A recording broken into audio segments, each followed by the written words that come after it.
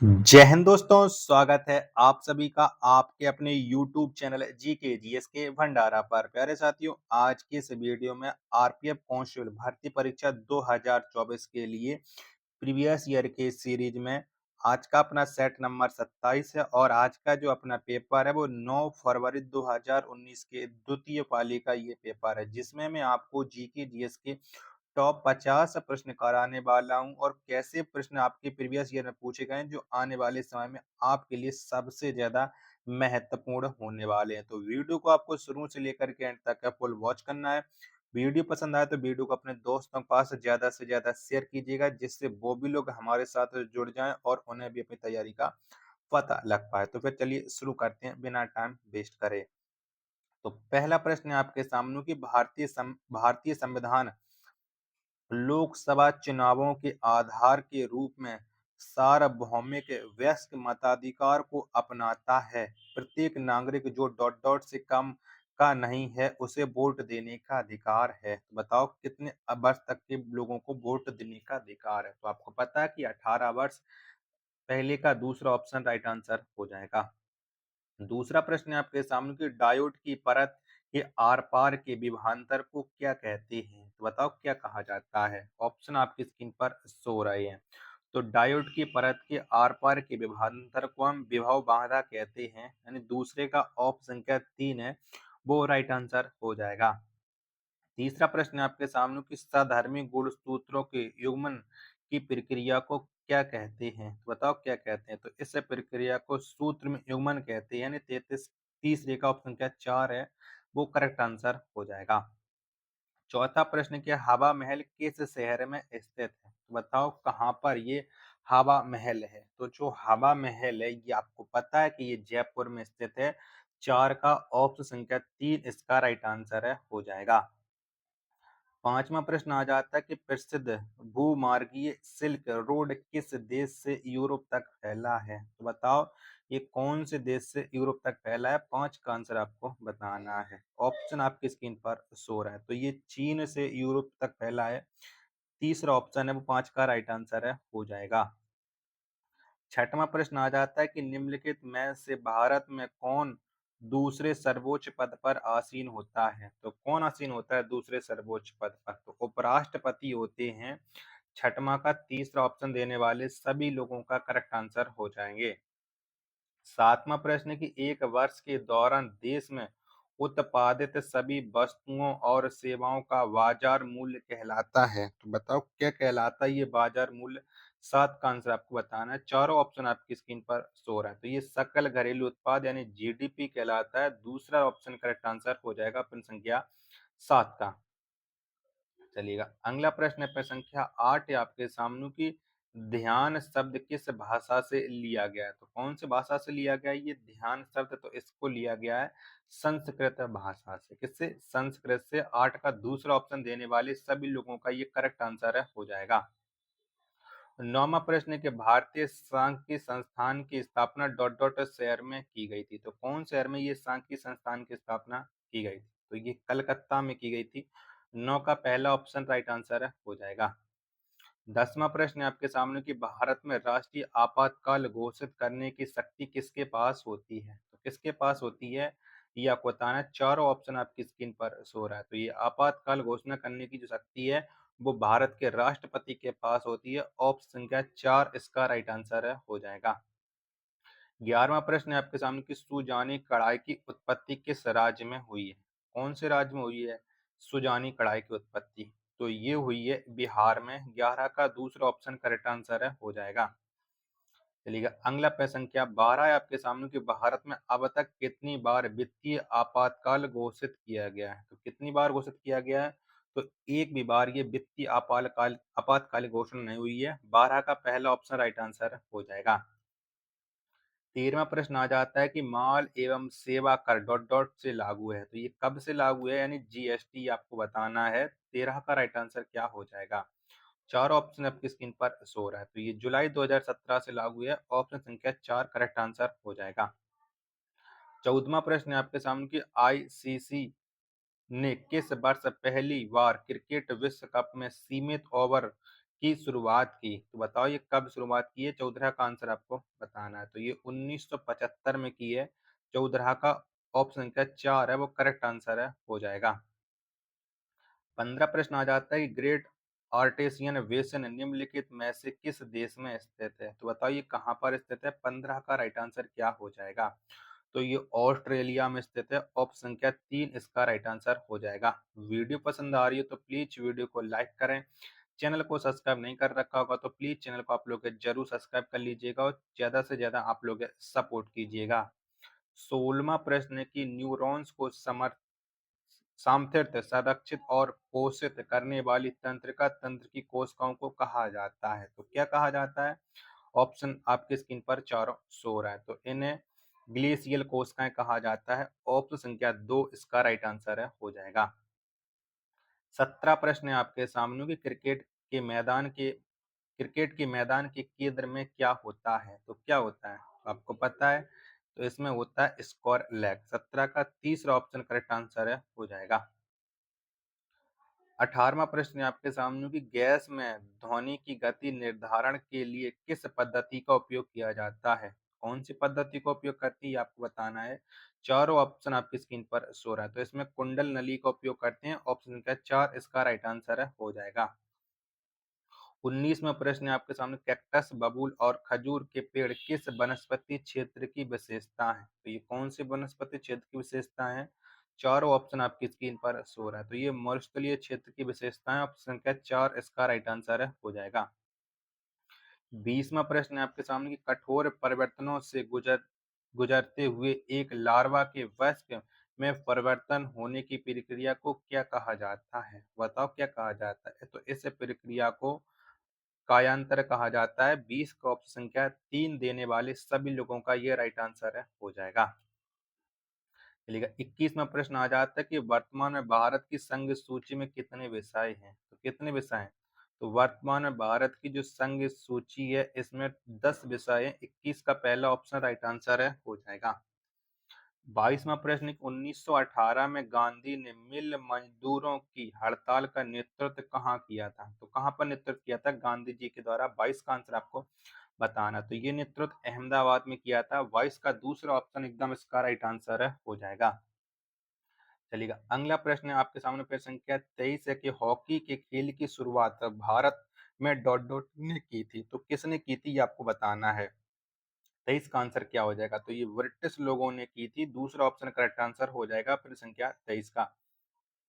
24वां प्रश्न है कि फरक्का बैराज किस राज्य में स्थित है? तो बताओ ये कहाँ पर है फरक्का बैराज? 24 का आंसर आपको बताना है। तो ये पश्चिम बंगाल राज्य में पड़ता है। दूसरा ऑप्शन एकदम इसका राइट आंसर हो जाएगा।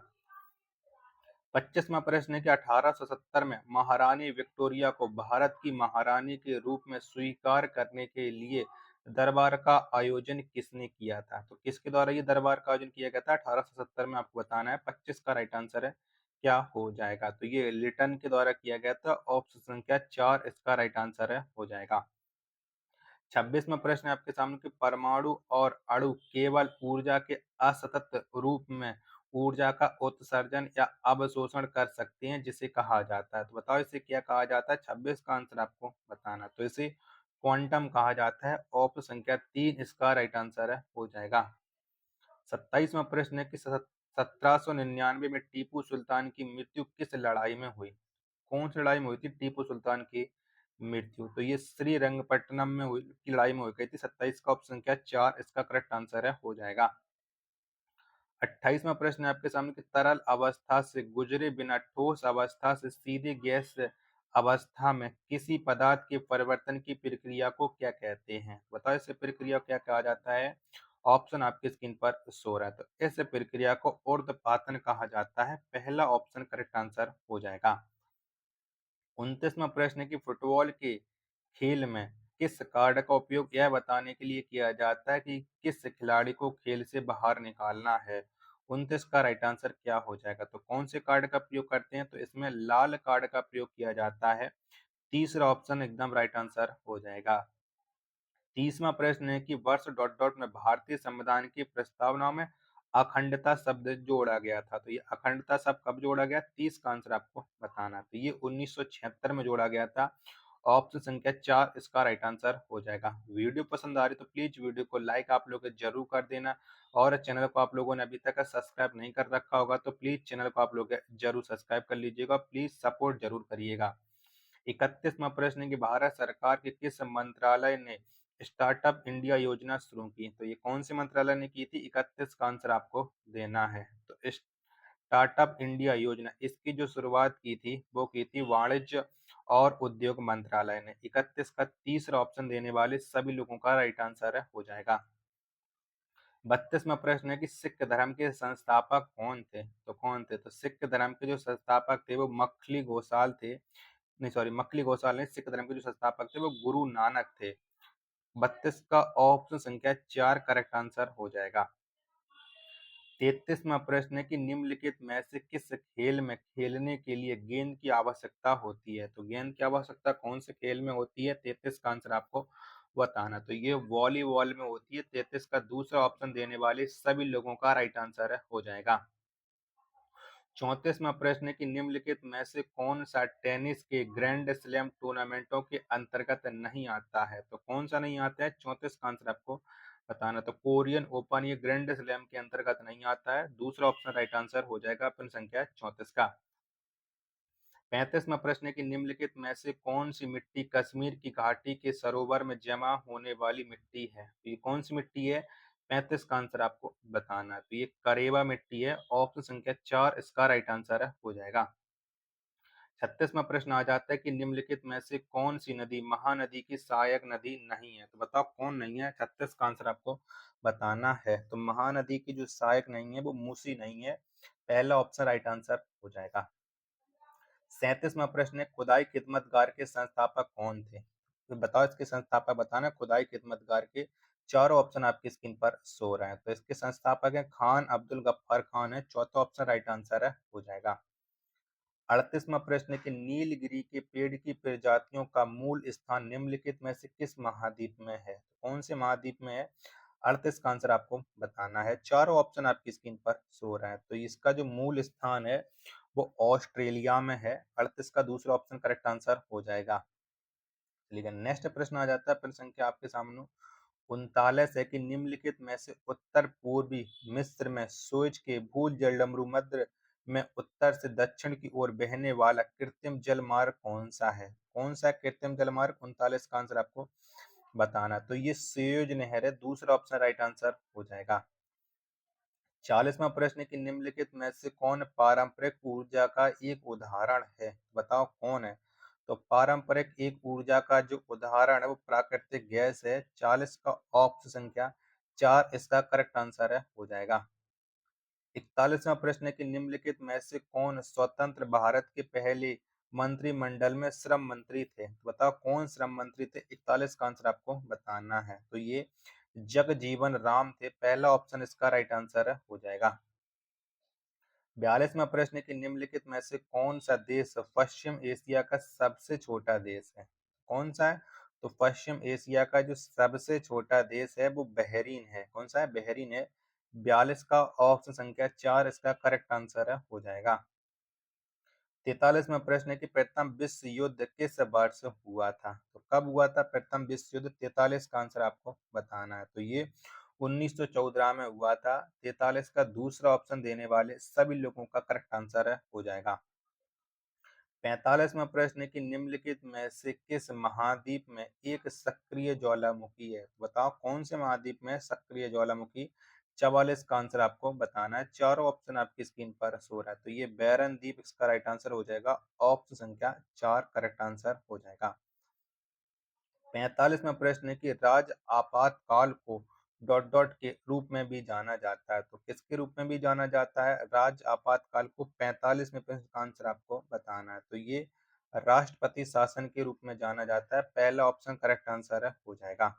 वीडियो पसंद आ रही होगी तो प्लीज वीडियो को लाइक करें। चैनल को अभी तक सब्सक्राइब नहीं कर रखा होगा तो चैनल को आप लोग जरूर सब्सक्राइब कर लीजिएगा। 46वां प्रश्न कि भारत के नियंत्रक और महालेखा परीक्षक का कार्यकाल डॉट डॉट के लिए होता है? बताओ कितने वर्षों के लिए होता है? 46 का आंसर आपको देना है। तो ये जो कार्यकाल है वो 6 साल का है। चौथा ऑप्शन करेक्ट आंसर हो जाएगा। 47वां प्रश्न है, केंद्र सरकार ने डॉट डॉट की अध्यक्षता में केंद्र राज्य संबंधों पर एक 3 सदस्यीय आयोग की नियुक्ति किया है। तो बताइए किसकी अध्यक्षता में की गई थी? 47 का आंसर आपको बताना है। तो ये दो ऑप्शन ये रहे, बाकी के दो ऑप्शन आपके ये रहे। तो ये किसकी अध्यक्षता में की गई थी? तो ये आर एस सरकरिया की अध्यक्षता में। 47 का ऑप्शन संख्या 4 करेक्ट आंसर हो जाएगा। 48वां प्रश्न है कि परमाणु के नाभिक में मौजूद प्रोटॉन की कुल संख्या के रूप में किसे परिभाषित किया गया है? तो किसे परिभाषित किया गया है? तो ये परमाणु संख्या को परिभाषित किया गया है। पहला ऑप्शन है राइट आंसर हो जाएगा। 49वां प्रश्न की ध्वनि के परावर्तन के कारण ध्वनि की पुनरावृत्ति को क्या कहा जाता है? तो क्या कहा जाता है? तो इस पुनरावृत्ति को प्रतिध्वनि कहा जाता है। पहला ऑप्शन एकदम इसका राइट आंसर है हो जाएगा। 50वां और अंतिम प्रश्न है कि निम्नलिखित में से कौन सी महत्वपूर्ण विविधता हिमालयी आर्द्र वन में पाई जाती है? तो कौन सी पाई जाती है? 50 का आंसर आपको बताना है। तो ये बलूत पाई जाती है। 50 का तीसरा ऑप्शन करेक्ट आंसर हो जाएगा। आशा करता हूँ कि आपको ये वीडियो पसंद आई होगी। तो वीडियो को आप लोग लाइक करें। चैनल को आप लोगों ने सब्सक्राइब नहीं कर रखा होगा तो चैनल को आप लोग जरूर सब्सक्राइब कर लेना। मिलते पर अपने एक और नेक्स्ट वीडियो के साथ। तब तक के लिए धन्यवाद। जय हिंद, वंदे मातरम।